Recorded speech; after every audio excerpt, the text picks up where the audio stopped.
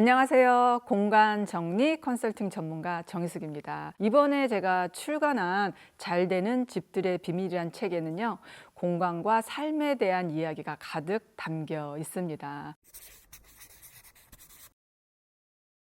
아무래도 여유 있는 분들이 자주 의뢰를 하는 건 사실입니다. 그들은 집이 넓은데 굳이 이렇게 정돈에 대해서 신경을 왜 쓰는 걸까라는 생각을 해보게 되었어요. 그분들의 삶을 들여가 보면서 공통점이 있다는 것을 발견하게 되었어요. 부자들은요, 풍수를 따라 하십니다. 부자들이 사는 곳은 물과 바람이 있죠. 사실 풍수의 기본이 집안이 깨끗한 것은 기본입니다. 막혀 있거나 묵은 짐이 쌓여 있는 공간은 좋은 기운이 나오지 않는 거죠. 문 앞에 택배 박스가 쌓여 있거나 자전거나 유모차나 상자나 쓰레기가 쌓여 있는 곳은 부자들의 현관 모습이 아니었어요.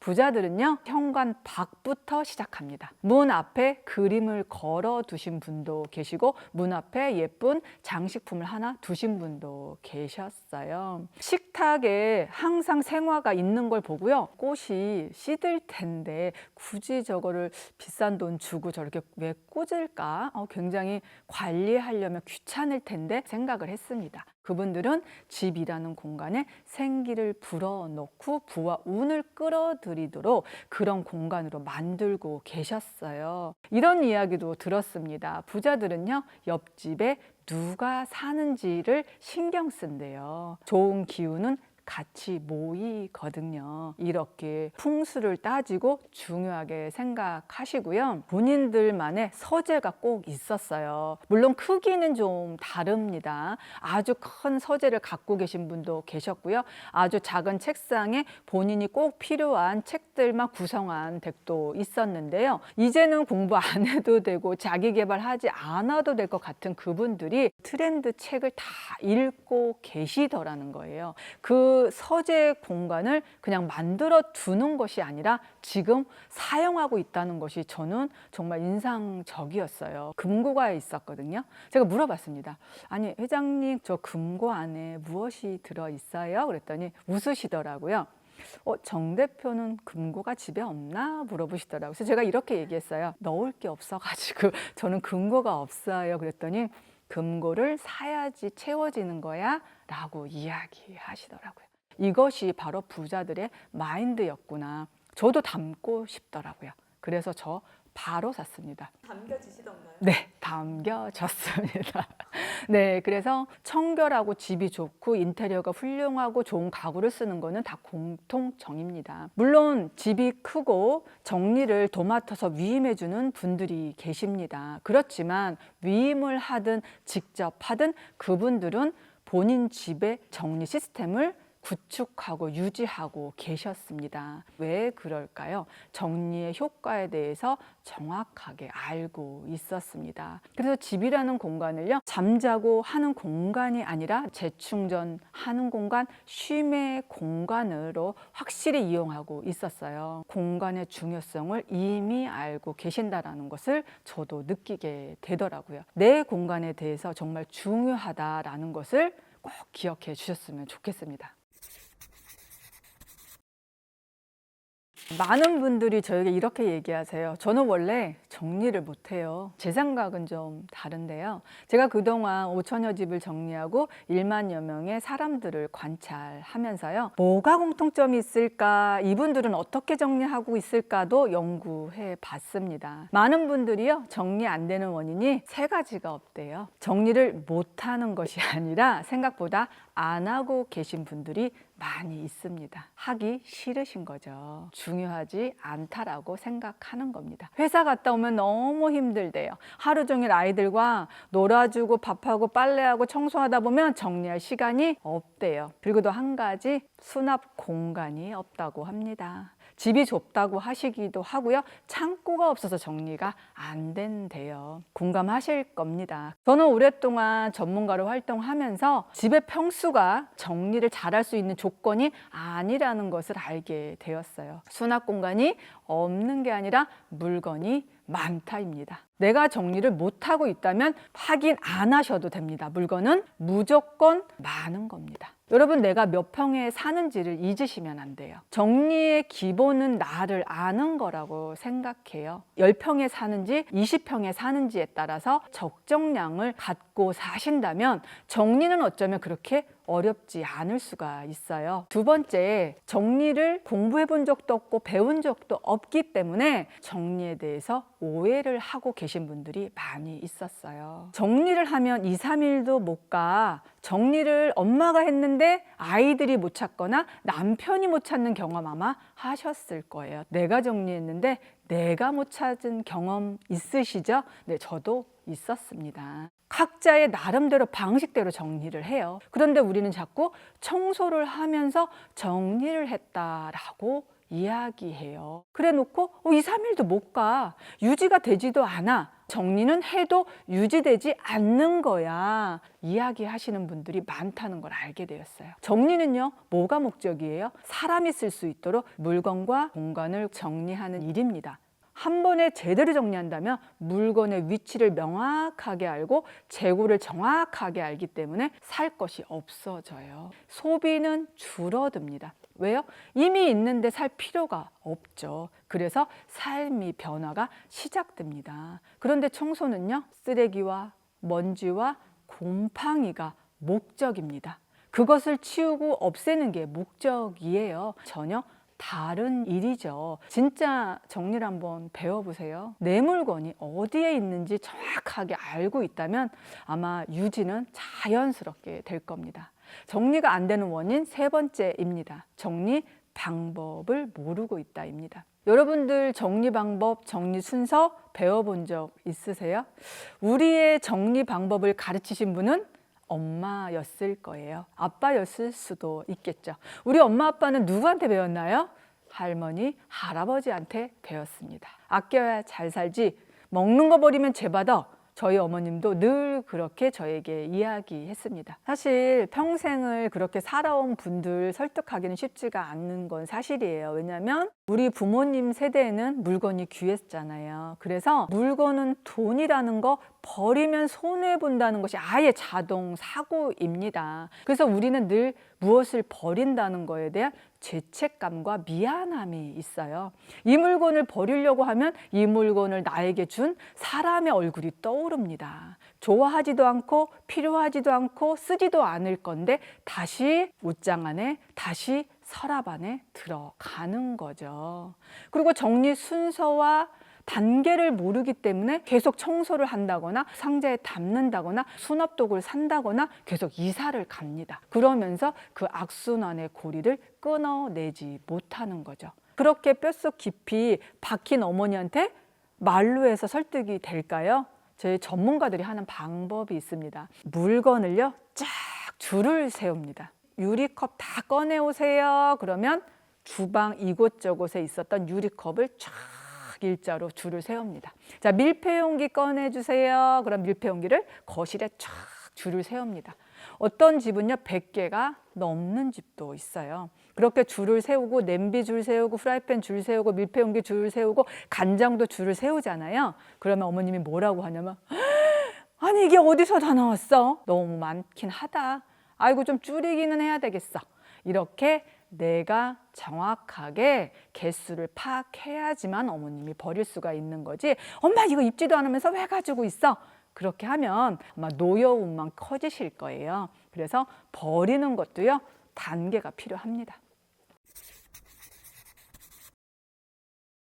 며칠 전에 다녀온 부부의 집이 생각이 납니다. 30년 동안 이사를 한 번도 다니지 않으셨다고 하는데요. 자녀분들이 다 출가를 하시고 집을 이사하게 되었습니다.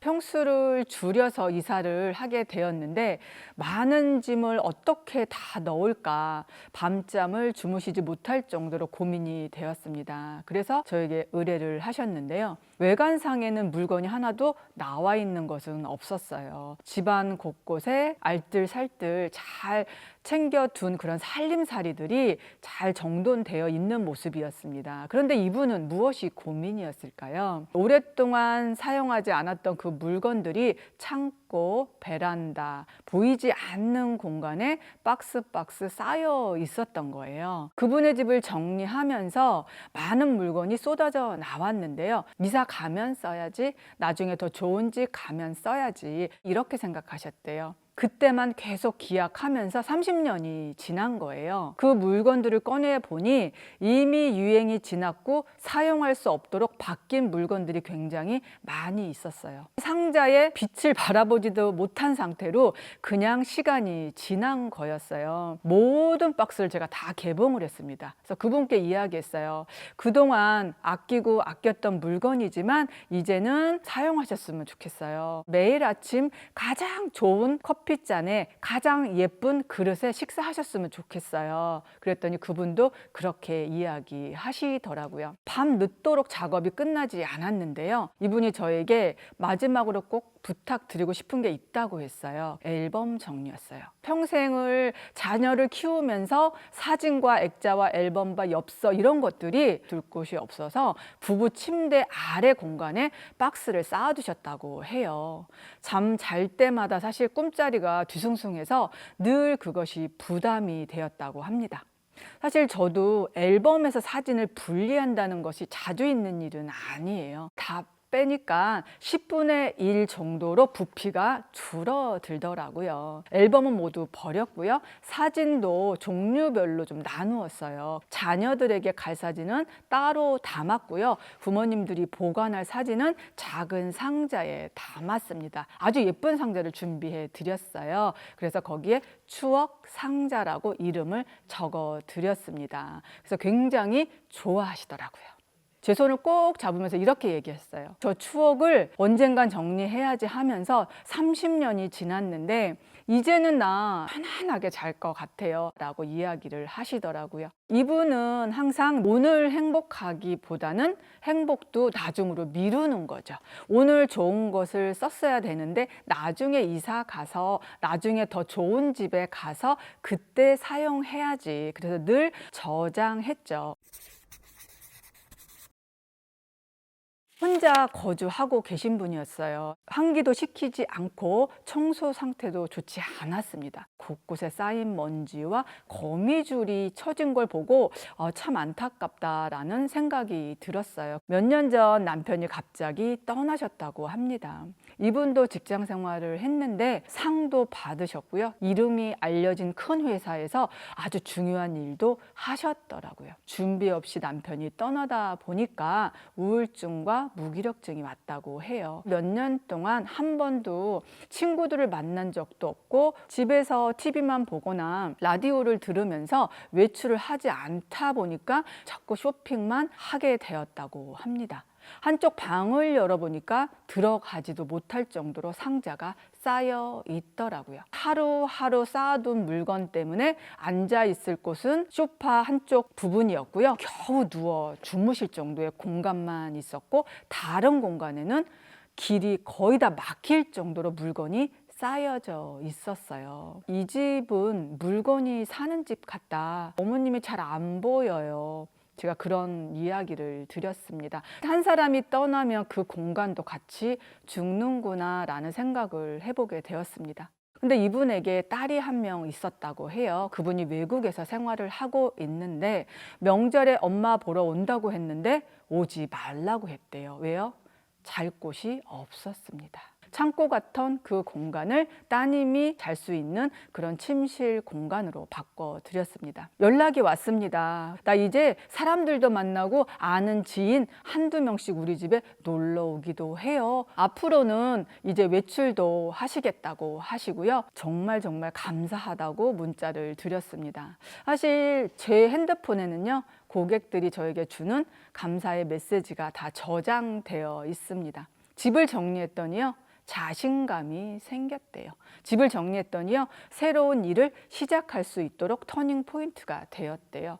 집에 있는 게 너무 행복하다고 하시더라고요. 집을 정리한다는 것이 공간을 바꾼다는 것이 이 사람의 삶에 이렇게 깊숙하게 영향을 끼치는구나 생각을 해보게 되었습니다.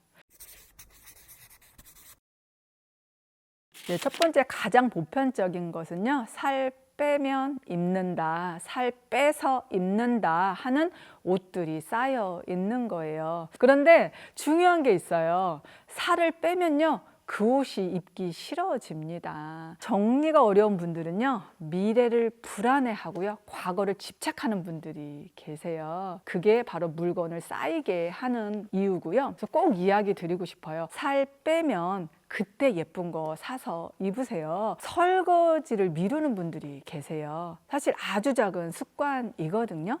어차피 할 건데 한꺼번에 하지, 이렇게 이야기하시는 분들이 계시거든요. 방문했을 때요, 침대 위에 침구가 정돈되어 있는 분들은 거의 없었습니다. 일어난 그 모양 그대로 제쳐져 있었어요. 아주 작은 거고 아주 사소한 건데요, 그렇게 정리하지 않는 습관, 물건을 방치하는 습관들이 쌓여서 정리를 하지 못하게 되더라고요. 그리고 빨래 건조대가 늘 펼쳐져 있는 분들 많이 있으실 거예요. 빨래가 다 말랐는데도 접어두지 않으시고요, 아예 그 빨래 건조대를 수납장으로 쓰시는 분들이 계세요. 아침에 출근할 때요, 그 걸려져 있는 상태의 옷을 그냥 입고 나가시는 거예요. 어차피 꺼낼 건데, 어차피 입을 건데, 이런 생각 어떠세요? 혹시 내가 이렇게 생각하고 있지 않으세요? 그런 아주 사소한 작은 습관들이 모여서 우리 집을 정리되지 않는 환경으로 만듭니다.